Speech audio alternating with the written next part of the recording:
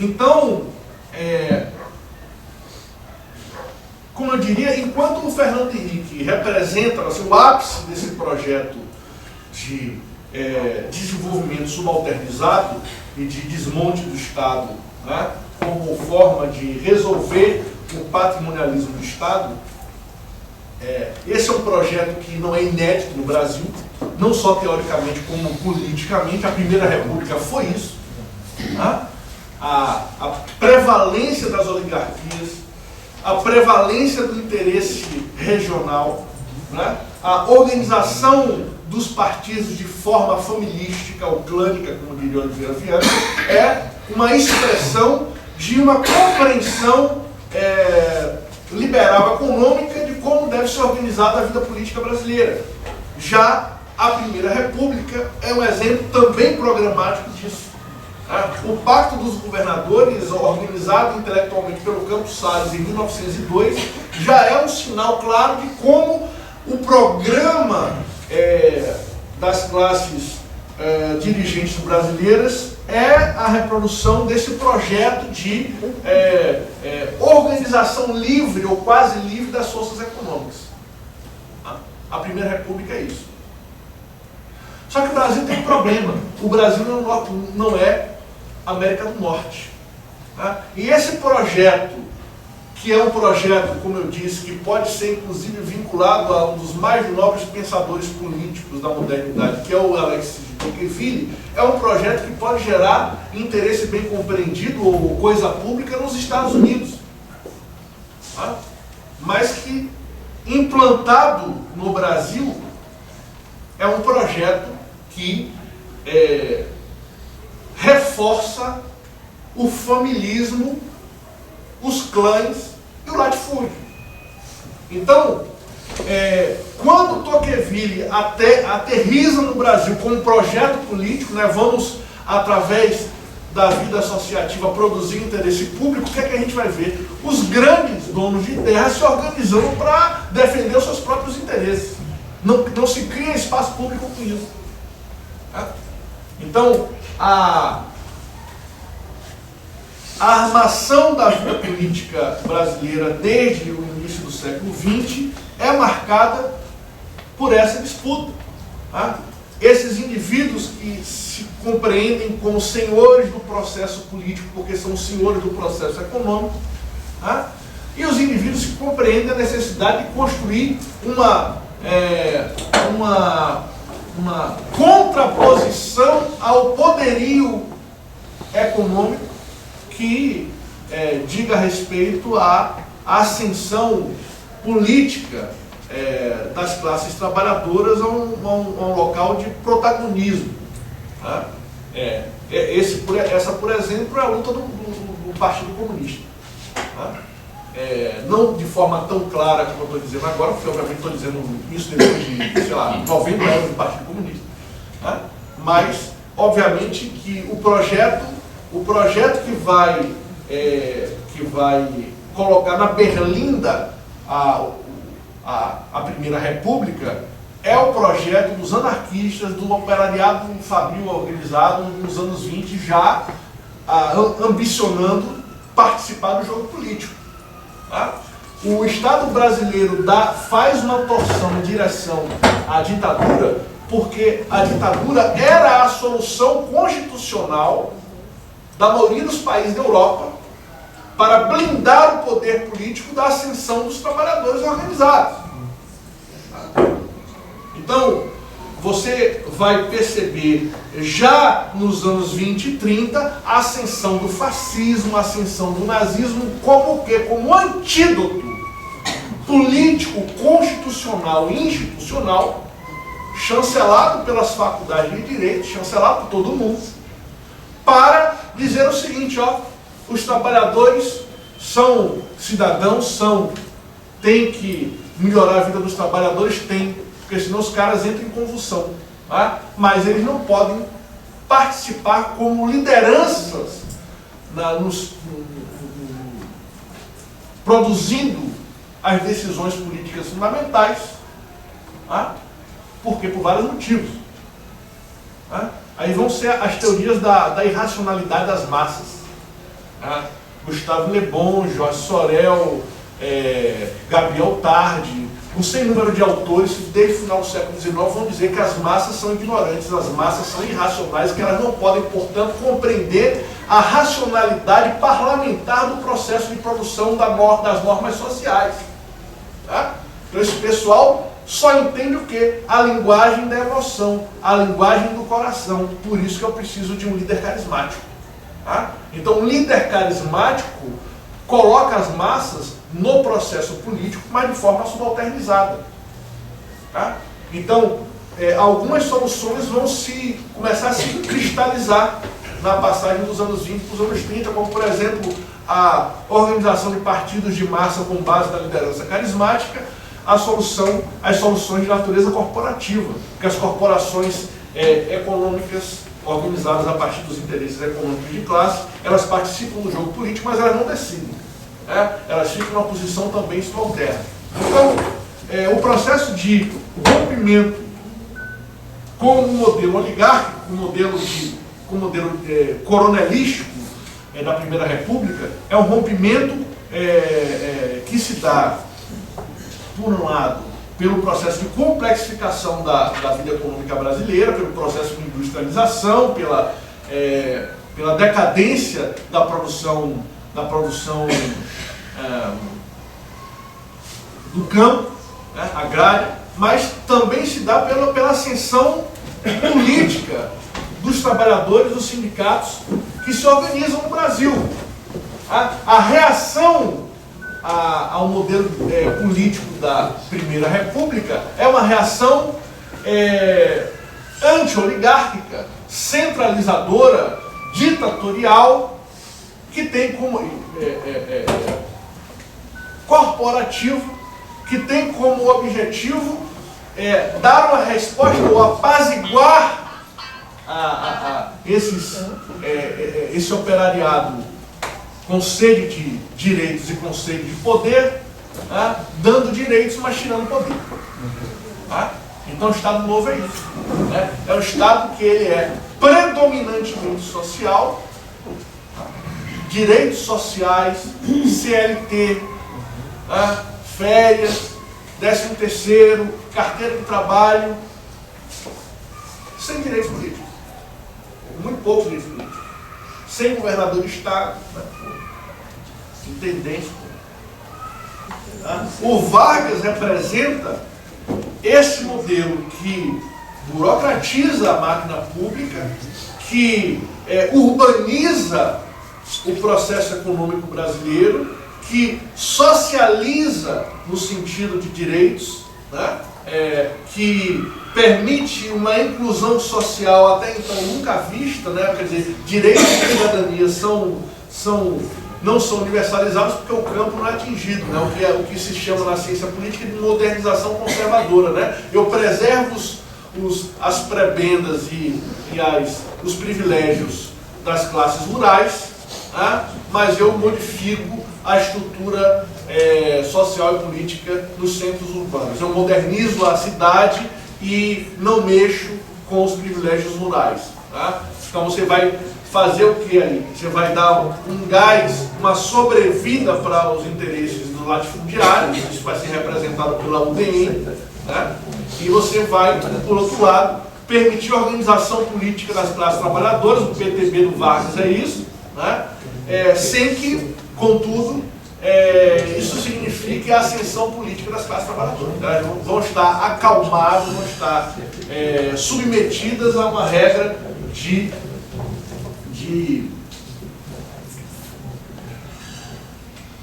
estabelece um teto, um teto político. Daqui não dá para passar. Então, esse processo modernizador, ele é um processo modernizador social, por um lado, mas por outro lado, extremamente autoritário.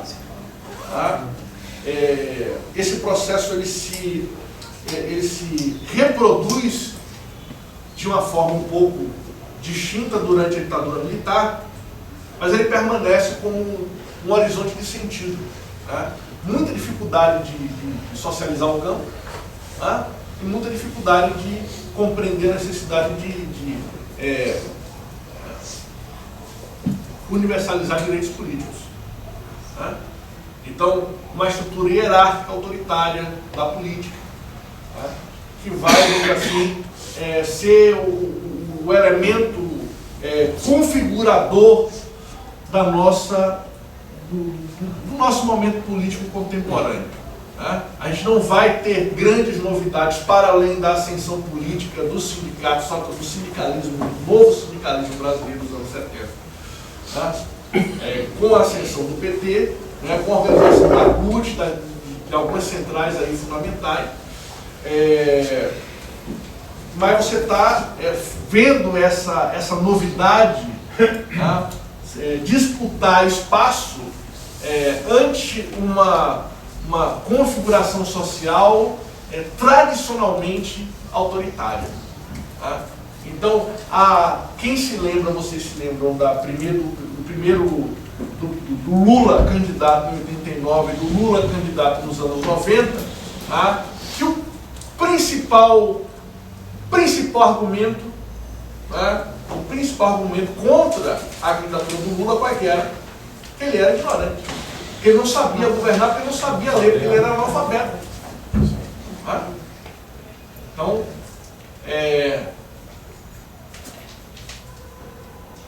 e isso naquela época era tido como a verdade. Era verdade. O Lula era analfabeto, o Lula é ignorante, não sabe governar. E vai ser um desastre. O Brasil vai. E não gostava de trabalhar muito porque perdeu o dedo, fez daquilo. Isso, cachaceiro e tal. Ninguém tira a cachaça do Lula, mas.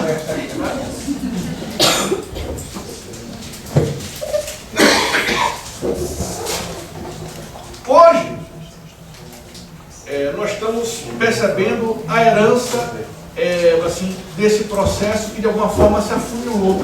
Né?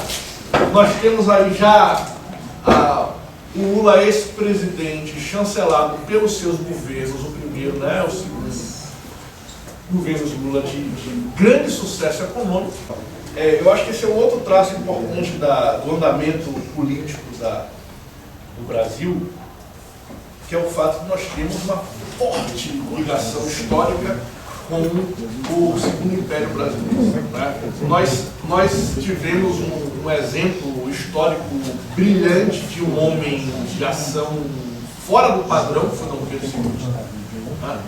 E nós temos um brasilianista inglês que escreveu um livro nos anos 30, cujo título é o seguinte: Vossa Majestade, o Presidente do Brasil. Quer dizer, o nosso imaginário ele está forjado no sentido de esperar um grande homem que resolva a vida e os problemas e os erros da sociedade brasileira, do Estado brasileiro. Tá? Esse é um traço muito presente. O Lula representa isso de certa forma, né? Quer dizer, você vota no Lula exatamente porque você acha que o Lula é essa pessoa, mas essa pessoa não existe. Não existe. Né? Eu não queria te deixar chateado, mas você não vai achar essa pessoa em lugar nenhum. Né? Esse seu exemplo, não sinta isso como uma ofensa, porque não é. Mas esse seu exemplo, eu já li em livro. Né? Eu sou professor de direito penal também, eu sou professor de um monte de coisa. E eu estava estudando um penalista italiano chamado Enrico Ferri. Ele escreveu um livro de 1927 chamado O Princípio do Direito Criminal. Ele vai dizer o seguinte, que a forma como você pode evitar o desenvolvimento do crime é identificando o homem criminoso na sua mais tenra infância. Como é que você faz isso?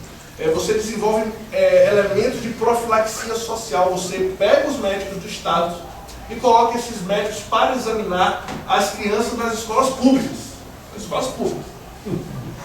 As crianças que já desde pequenas já têm uma tendência a desobedecer a professora, a fazer malcriação, né, a bater nos coleguinhas, o que é que você faz? Você pega essas crianças, isola essas crianças no navio escola. E eventualmente você afunda o navio escola. E você faz isso isolando a sociedade dos maus elementos como você isola uma casa colocando uma tela na janela para que os insetos não entrem. Tá? Esse rapaz aí, ele foi senador vitalício do Benito Mussolini. Essa é a estrutura de compreensão social do fascismo. Ela está presente dentro de nós. Tá? Ela está presente dentro de nós. Então a gente precisa identificar isso. Tá? Precisa identificar que essas soluções são as soluções fáceis daqueles indivíduos que vendem facilidade. Tá? Como o Benito Mussolini, como o Hitler. Esses caras estão aí o tempo todo. Tá? Então, essa solução, ela é falha porque eu sou professor de direito penal, eu tenho que resolver esse problema lógico. Né? Por que prender as criancinhas criminosas da infância não resolve o problema? Porque esse não é o problema, sabe por quê? Porque o que é crime? Crime é aquilo que nós decidimos dentro do Congresso, dentro de uma assembleia, o que é. Ou seja, o crime não é algo natural, não existe nenhum tipo penal que tenha sido tipo penal na história da humanidade inteira, em todos os lugares ao mesmo tempo. Nenhum homicídio. Tem sociedades cujo homicídio é ritual, faz parte. Tá? Então, nem o estupro, nem o homicídio, nem o infanticídio. Conheci um juiz em Belém do Pará que falou: professor, eu estava numa situação complicada. A tribo nasceu um menino, né, eu contei essa história, a tribo nasceu um menino com deficiência física, eles queriam enterrar o menino, né, porque não se cria deficiente físico em tribo indígena, e aí nós mandamos lá a assistência social sequestrar o menino, salvar o menino. Né? O resultado, sabe qual foi, professor? A tribo toda se suicidou. Entendeu? Então, você está numa situação em que as regras elas são convencionais. O direito penal ele depende de acordos. Na história da humanidade sempre foi assim. Então, por que é que se vende a tese de que essas regras elas são naturais? Quer dizer, é natural que o sujeito tenha a sua propriedade protegida pelo direito. Tá?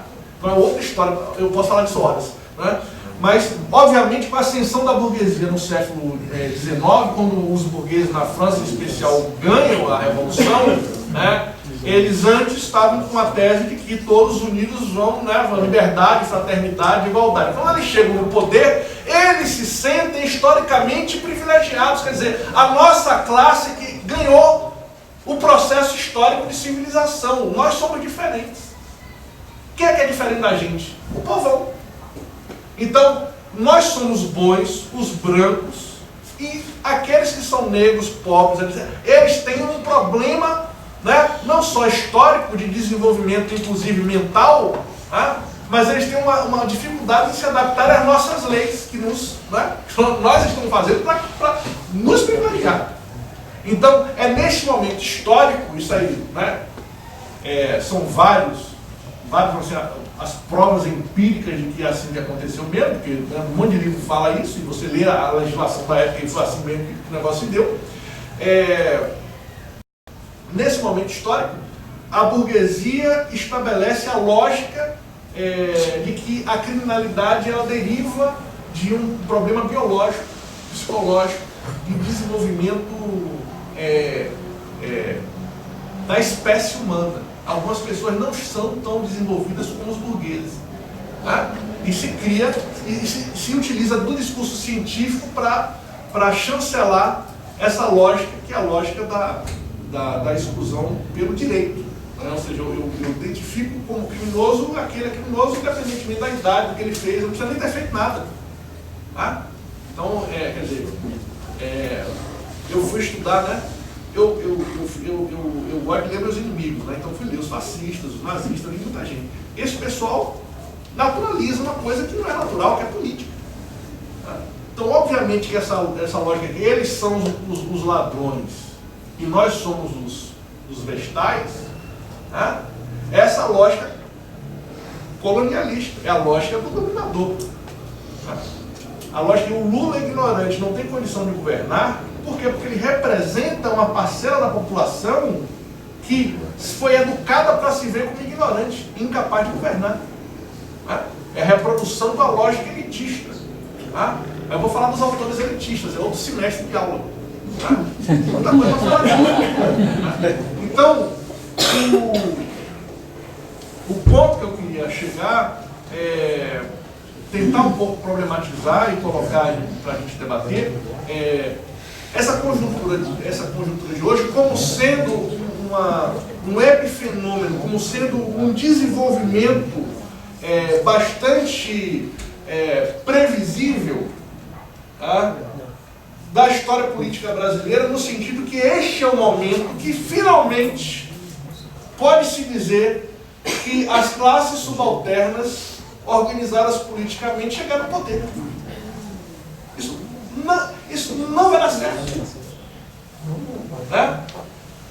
Por quê? Porque as elites econômicas não vão deixar que isso dê certo. E as elites econômicas não é a burguesia nacional, não. É o capitalismo. O capitalismo, né? Teve uma época aqui que tava o Chaves, a Dilma, o Lula, todo mundo com câncer ao mesmo tempo. Eu falei, isso aí não é normal. Isso não é normal.